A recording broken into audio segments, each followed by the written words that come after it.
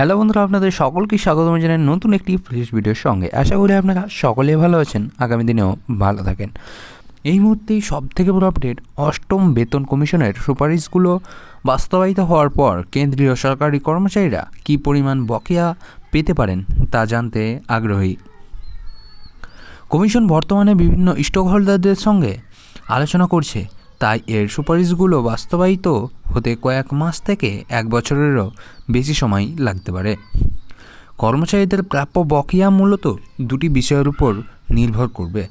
প্রথমত, কমিশনের প্রতিবেদনটি কখন বাস্তবায়িত হচ্ছে, এবং দ্বিতীয়ত সরকারি কর্তৃক নির্ধারিত ফিটমেন্ট ফ্যাক্টর। ফিটমেন্ট ফ্যাক্টর হলো সেই সহগ যার ভিত্তিতে কর্মচারীদের মূল বেতন বৃদ্ধি করা হয়।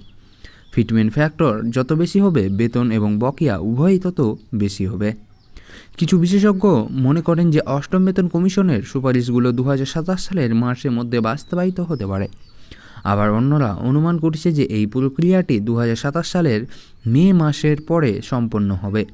এমনও একটি মত রয়েছে যে কমিশন 2027 সালের মার্চের মধ্যে সরকারের কাছে তার প্রতিবেদন জমা দিতে পারে, যার ফলে কর্মচারীরা 2027 সালের এপ্রিল থেকেই বর্ধিত বেতন পেতে শুরু করতে পারেন। তবে কিছু বিশেষজ্ঞ বলেছেন যে কমিশন তার প্রতিবেদন প্রস্তুত করতে পুরো 18 মাস সময় নিতে পারে। প্রয়োজনে কমিশন সরকারের কাছে সময় বাড়ানোর আবেদনও করতে পারে। National council joint consultative machinery staff side অষ্টম বেতন কমিশনের কাছে 3.83 এর একটি ফিটমেন্ট ফ্যাক্টরের সুপারিশ করেছিল। তবে অনেক বিশেষজ্ঞ মনে করেন যে বর্তমানে অর্থনৈতিক পরিস্থিতিতে এত উচ্চ ফিটমেন্ট ফ্যাক্টর বাস্তবসম্মত নয়। অল ইন্ডিয়া এনপিএস এমপ্লয়িজ ফেডারেশনের জাতীয় সভাপতি মনজিৎ সিং প্যাটেলের মতে 2.1 একটি ফিটমেন্ট ফ্যাক্টর আরও বেশি বাস্তবসম্মত হতে পারে। এমনটা হলে 18,000 টাকা মূল বেতন পাওয়া একজন কর্মচারীর মূল বেতন বেড়ে প্রায় 37,800 টাকা হতে পারে। সপ্তম বেতন কমিশনের বেতন কাঠামো অনুযায়ী লেভেল 1 থেকে লেভেল 5 এর মধ্যে রয়েছে multi staff, MTS, peon, office accountant, lower division clerk LDC, upper division clerk UDC, senior clerk, technician, stenographer, head constable, staff nurse এবং অন্যান্য এন্ট্রি লেভেলের কর্মচারীরা। ভিডিও ইন্ডিয়ার অ্যাসোসিয়েট পার্টনার রামচন্দ্র কৃষ্ণমূর্তির হিসাব অনুযায়ী যদি সংশোধিত বেতন ব্যবস্থা সেপ্টেম্বরে 2027 থেকে কার্যকর হয়, তবে বকেয়া পরিমাণ প্রায় 20 মাসের হতে পারে।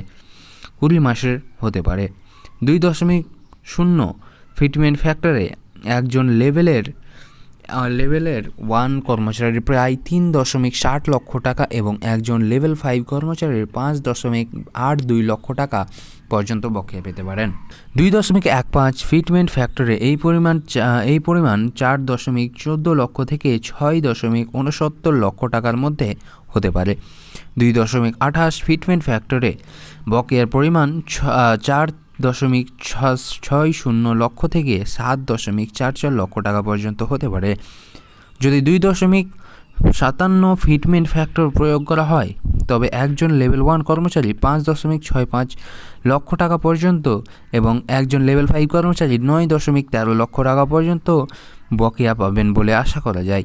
তবে যদি 2.86 ফিটমেন্ট ফ্যাক্টর প্রয়োগ করা হয়, তাহলে একজন লেভেলের 1 কর্মচারী প্রায় 6.69 লক্ষ টাকা এবং একজন লেভেল 5 কর্মচারী 10.82 লক্ষ টাকা পর্যন্ত বকেয়া পেতে পারেন। তবে এই পরিসংখ্যানগুলো শুধুমাত্র আনুমানিক। কর্মচারীদের প্রাপ্ত প্রকৃত বেতন বৃদ্ধি এবং বকেয়ার পরিমাণ তখনই জানা যাবে যখন সরকার অষ্টম বেতন কমিশনের চূড়ান্ত প্রতিবেদন অনুমোদন করে আনুষ্ঠানিকভাবে বাস্তবায়ন করবে।